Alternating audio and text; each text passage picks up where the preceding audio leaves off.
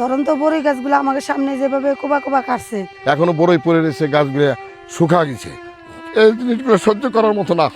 প্রতিপক্ষের প্রতিহিংসায় থেমে গেল তরতাজা ধরন্ত বড়ই গাছের প্রাণ।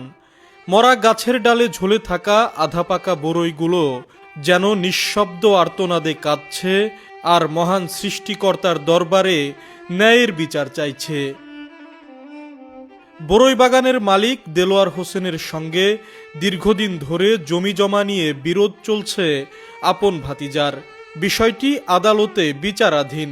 সেই বিরোধের জেরেই দেলোয়ার হোসেনের ভোগ দখলকৃত ৪৫% জমির ওপর থাকা প্রায় ২৫০টি ধরন্ত বড়ই গাছ কেটে ফেলার অভিযোগ উঠেছে ভাতিজা ও ভাতিজিদের বিরুদ্ধে। ফলে গত এক সপ্তাহে গাছগুলো শুকিয়ে মরে গেছে।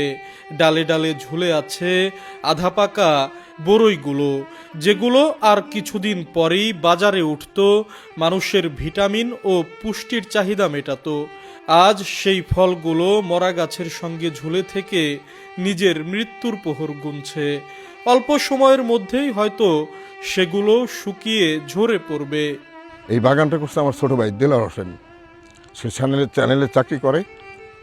তার এই ধরন্ত বড়ই গাছ কোবা কোবা কাটছে, এলাকার লোকজন নিষেধ করছে, আমি নিষেধ করছি। আমার উপরে তারা দাও লাঠি এবং সাফল নিয়ে চড়াও হয়ে আসছিল। এই নিষেধও শোনে নেই। তবে এই বড়ই গাছ কাটা আদৌ ঠিক হয় নাই, কারণ প্রত্যেকটা মানুষই ফসল করে তার ভবিষ্যতের জন্য, তার নিজের আয়ের জন্য, কিন্তু তারা কোনো কিছুই মানে নাই। প্রায় 250টা গাছ এবং 70টা আরসিসি প্লার এবং নেট সহ প্রায় 6 থেকে 7 লক্ষ টাকা 8 লক্ষ টাকার ক্ষতিগ্রস্ত করছে তার। এর সুষ্ঠু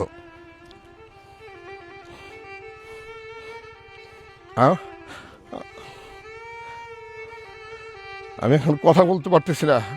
এই ক্ষতিগ্রস্তের কষ্টের আবেগে আমি মাননীয় প্রধানমন্ত্রীর কাছে এর সুষ্ঠু বিচার চাই, এবং এই এলাকার যে সাংস্কৃতিক প্রতিমন্ত্রী আলী নওয়াজ খোয়েম সাহেবের কাছেও এর বিচারটা আমি চাই। এই সুষ্ঠু বিচার আমি চাই।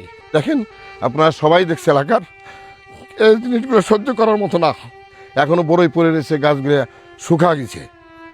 এর সহ্য করার মতো না। কেউ সহ্য করতে, একজন মানুষ যাদের বিবেক আছে, যার মনুষ্যত্ব আছে, সে সহ্য করতে পারবে না। ধরুন তো বড়ই গাছগুলো আমাদের সামনে যেভাবে কোবা কোবা কাটছে, এভাবে কাটা ওনার উচিত হয় না। সবারই খারাপ লাগছে। অনেক কষ্ট করে একটা গাছ মানুষ বড় করে, অনেক টাকা খরচ করে, তার এভাবে কাটা উচিত হয় না। অনেক বড়ই ছিল, ফল শুধুই হে কাটছে থেকে মেলাটি বড়ই ছিল আমাদের বাড়ির পর আমরা নিয়ে থুইছি। ঘটনাটি ঘটেছে রাজবাড়ী সদর উপজেলার মহারাজপুর গ্রামে। এটি শুধু একটি বাগানের ক্ষতি নয়, এটি একজন কৃষকের শ্রম, জীবিকা ও স্বপ্ন ভাঙার নির্মম গল্প।